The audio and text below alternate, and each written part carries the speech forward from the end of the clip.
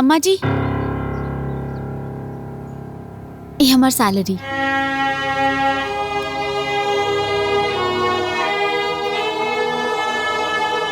गिन ली अम्मा जी, पूरा बा।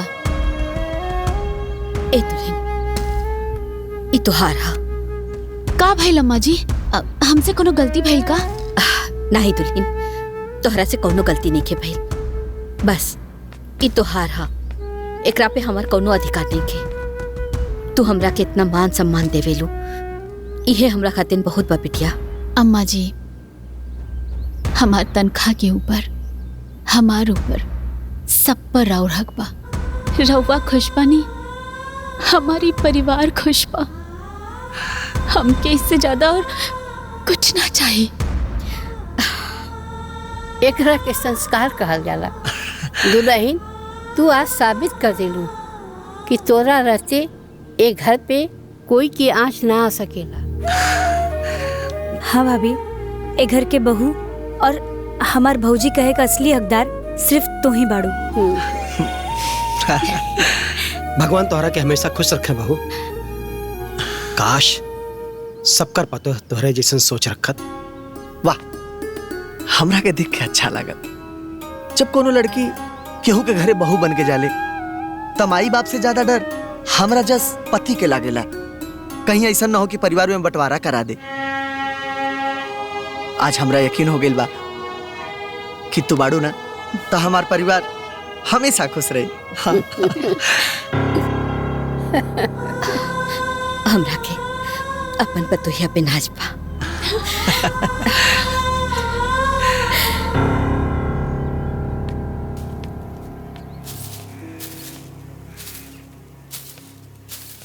का हो शारदा, कैसन बाड़ू? हम ठीक बानी, चली बैठी ना। अरे ना हो शारदा, हम ऐजा बैठे नहीं आइल, तोहरा से कुछ बात करे के रहे। हाँ हाँ, तो बोली ना। लव मैरिज गांव में और लोग के भी भइल बा, लेकिन तोहार पतोह के संस्कार नाम के कोनो चीजें नहीं खे। रउआ बोलल का चाहता नहीं, साफ साफ बोली ना।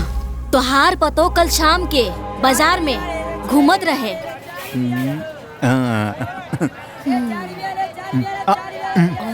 तू देखा, ई त शारदा के छोटी पतोहिया या ई का करतिया? ई त गोलगप्पा खातिया।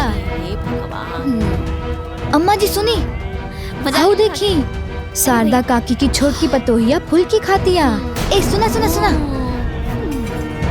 हाय रे, हाँ देखा तानी अम्मा जी। तू ही बतावा, बेटी पतोह के शोभा देता का? गांव समाज तोहार पतोह के बारे में कैसन कैसन बात करता। तनी संस्कार सिखा दे तू। हमरा के जोन लागल हम बता दे हनी, अब तू सोचा।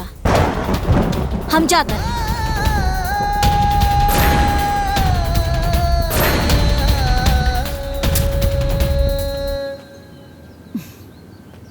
आचल, आचल, ए आचल। का भइल माई? करे ते काहे हमरा घर के इज्जत बाहर नीलाम करे पे लागल बाड़े? हाँ? जब तक बात घर में रहे ना, हम एकर बचपना समझ के बर्दाश्त कैली, बाकी अब ना करब। लेकिन माई बात का भइल और इतना गुस्सा में काहे बाड़ू? बाहर तो लव मैरिज, कल बाजारी में कौन गुलछटा उड़ावत रहले हा? पूरा गांव मोहल्ला के पता बा। गोलगप्पा खाइल गलत बात बा। लोग का सोचता ओसे हमरा कोनो फर्क नहीं के पड़े वाला। और वैसे भी हमनी के लव मैरिज के लिए बनी जा। लोग जवन सोचता सोचत रहे, हमरा कोनो फर्क नहीं के पड़े वाला। अकेले तू ही लव मैरिज नहीं खे कैलू, गांव के और भी लड़की बाड़ी सन, लेकिन केहू तहार जैसन बिगड़ल नहीं खे। बस बहुत हो गई दीदी। रउआ भी ए घर में हमरे नियर पतोह बानी, हमार सास बने के कोशिश मत करी। अरे तू सास का भी बात कहाँ सुना ताड़ू? उन्होंने तो जमाना लड़ाती हो। सास बात नियर बात करिहन तो सुनबे करिहन, इनका रौब ना साहब हम। ए नंदवा, हाँ। कदे हद में रहे, ज्यादा काबिल ना बने, ठीक है? माई से खूब लड़ाई करत है, समझा दे इन्ने। अगर हम बिगड़ जाइम ना तो ढेर गड़बड़ हो जाई। एमे समझावे वाली कौन बात बा भैया? आंचल जवन भी कहती तो ठीक कहते और चुप मार के बैठा तू। ए मेहर मऊगा, अरे मेहरारू के आंचल में ऐसा साफ साफ तो पा गईले है। बस करी रउआ लोग चैन से जिए दी लोग। हर बात में टांग अड़ा के हमरा के परेशान मत करी लोग। और रउआ लोग के तो बहाना चाहिए हमरा से लड़ाई करे खातिर। चली जी, चली रउआ यहाँ से। गोलगप्पा खैली केहू कत्ल ना कैली है। अरे बीमार तो के। अरे जब गुण सहुर ना बा तो इतना घमंड, और जब गुण सहुर रहत तो इनकर गोड़ धरती पर ना रहत। आसमाने पे रहा। सही कहा तारा भैया।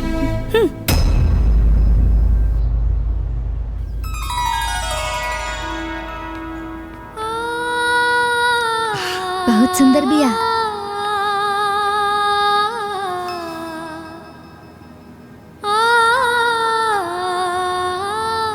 बेटा कैसन लागल? अच्छा कैसन लागल? लड़का के तो लड़की पसंद बा, हम लोगन के रिश्ता मंजूर बा।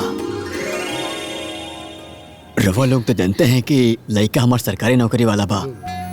जी जी जी। देवे खातिर लोग कूलर, फ्रिज, गाड़ी घोड़ा सब देवे खातिर तैयार हैं। बाकी तो आप लोग बाकी समझते बानी आप अरे लोग। अरे आप देवे लोगों की फिक्र ना करी, रहुआ जितना सोचले हैं उसे बढ़ के दिया ही है। हाँ। जा लगी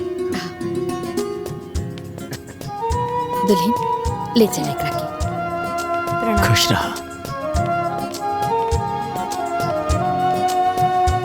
छोटा सा एक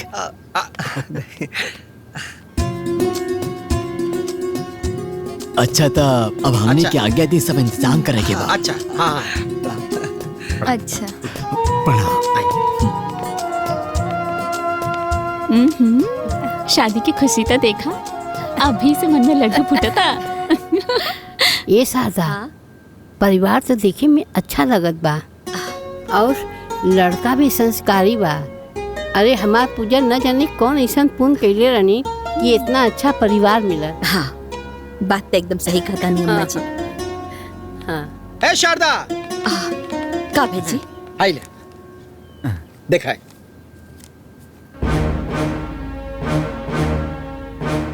इतना सारा सामान, अरे इतना पैसा कहाँ से आई जी? अरे तू बेकार चिंता करता हूँ। अरे जेकर दूधो को भाई होखे, बाप होखे, दूधो को सरकारी नौकरी करे वाले भौजाई होखे, सब तक कमा बाय कर लिए। ठीक कहा तो बाबूजी। अरे अपने पूजा के बिया धूमधाम से करल जाई। अरे हमरा पूरा भरोसा बा कि पूजा के ब्याह में बड़की बराबर के सहयोग दी, बाकी छोटकी सहयोग दी ई हमरा के भरोसा नहीं खे। ठीक कहते नहीं दादी, हम सहयोग ना करब। अरे रवा लोग के लड़की आई, रवा लोग इंतजाम करी। ए छोटकी दुल्हन, लड़का सरकारी नौकरी वाला बा, निम्मन बा। तू जितना के भी मदद करबो ना, हम सूद समेत लौटा दे। हम 1 रुपया के मदद ना करब। लड़का के सरकारी नौकरी बा त दहेज दिहल जाई। ऐसे तो राउर लड़का भी प्राइवेट टीचर बाड़न, जबकि हम सरकारी नौकरी, त ए हिसाब से त रवा लोग के हमरा दहेज देवे के पड़ी। आंचल, तहरा खातिर समाज के नियम ना बदल जाई। अरे तू ही परिवार के सदस्य बाड़ू, ऐसे तो तोके माई बाबूजी की मदद करके चाहिए। तू तो उल्टे बात करताड़ू। हम कौनो उल्टा बात नहीं करत। हमार बाबू माई जी तिलक दे के ऐसे निकन भेजले कि हम पूजा के ब्याह के इंतजाम करी। हे आनंदवा, पूजा तोर बहिन ना का हैं? अरे तब खड़ा होकर चुपचाप सुनत का है? कुछ बोलना पाओ।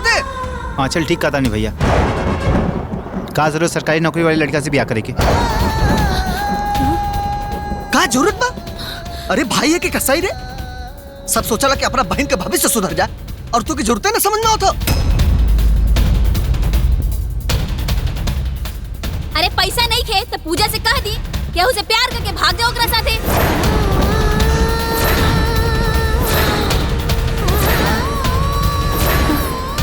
पैदा करे से पहले सोचनी का है ना कि ब्याह हो करे के पड़ी।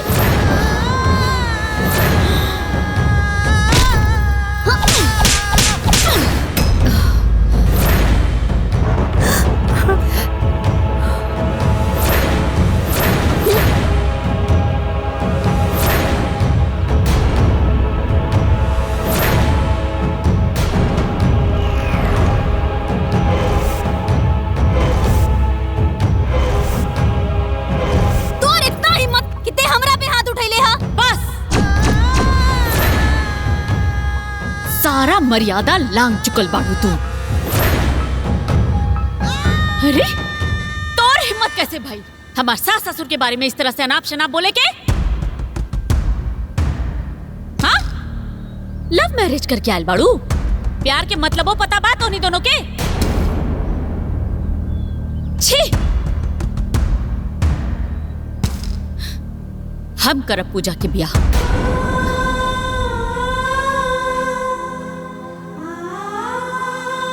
ओकर शादी के सारा खर्चा हम उठाई। बस अब ई घर में हम 1 मिनट नहीं रह सकत। जो जा तनी हम अपना बाबूजी के घरे। और ते जब तक हमरा से माफी ना मांगबे ना तब तक हम ई घर में वापिस ना आए।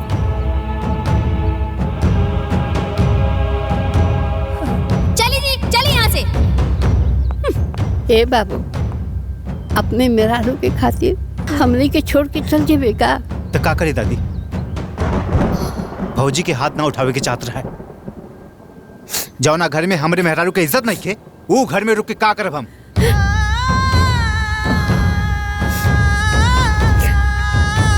भैया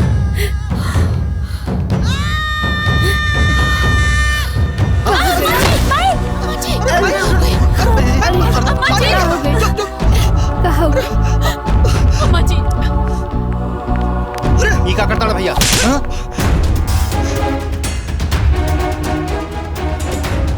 थप्पड़ तोर दिमाग ठिकाने लगावे खातिर बा। आजकल तो के तोर मेहरो दिखाई देता मायना है? अरे घर के छोड़ दुलरवा रहे तो हाँ? माई तोरा की पललस पोसलस, तोरा परवरिश पे कोनो कभी ना छोड़लस। ओकरा बावजूद भी तोरा के खाली तोरा मेहरारू के बेइज्जती दिखाता। तोर मेहरारू हमरा माई के का कारा बोललस? हाँ, माई के बेइज्जती तो के ना दिखाई देलस। तोरा जैसा नलायक लड़की की वजह से ना आज ही पूरा देश में वृद्धाश्रम के तादाद बढ़ गई बा। ए भाई आनंद, देखा तोर बड़ भाई रे, अब तोरा के थप्पड़ मार देनी, माफ कर दे के, माफ कर दे। अरे अरे घर छोड़ के चल जी माई मर जाई रे, मर जाई भाई। आप पारुल से कह देतला, वो आंचल से ओकर पैर पकड़ के माफी मांग लिया।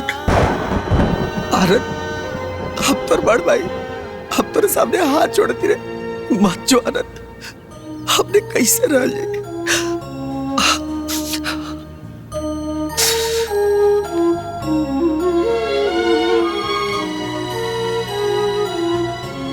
पानी पी ले अम्मा जी। अम्मा जी। माई ठीक है माई, वो कहीं ना जाए। आनंद के शब्द नहीं है, वो हमारा भाई है।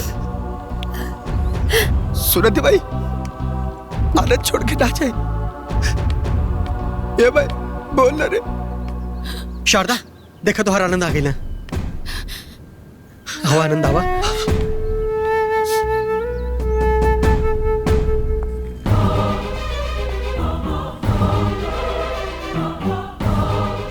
चली चली, अरे चली ना। छोड़ हमारा हाथ।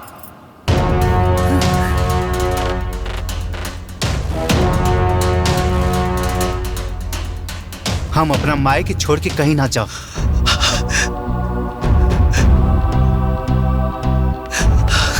माई, हे माई, हे माई, हमरा से बहुत बड़ी गलती हो गई माई। हम कितनी बार तार अपमान कैली माई, हमरा के माफ कर दो माई। हे माई, हमरा के माफ कर दो माई, हमरा के माफ कर दो, माफ कर दो माई।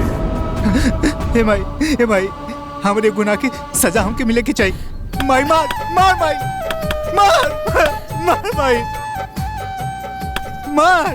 हमरा की जवन सजा देवे के दे दे माई, लेकिन शांत मत रहो माई। तोरा चुप्पी से दिल डाला था माई।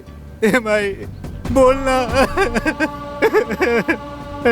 माई बोलना, माफ कर दे माई, हमरा की माफ कर दे, माफ कर दे माई।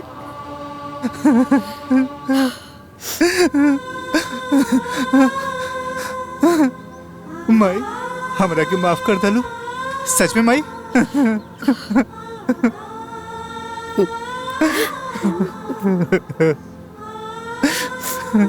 अब राउत नौटंकी हो गई होखेनु, तो चली यहाँ से।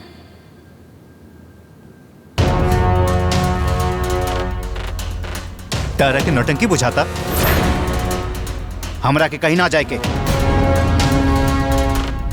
और अभी तक हमरा आँखी पे पट्टी बदल रहे जे अपना सामने अपने माई के अपमान बर्दाश्त करते रहे, लेकिन अब ना। ठीक बा, तो वो ना जाए ना, हम खुद अकेले चल जाए। अरे जा तारा के जहाँ जाए के हो। वैसे भी तारा जैसे लड़की की जरूरत है घर में नहीं के। जय से। ठीक बा, मत रही रहो अपना माई के आश्रम में।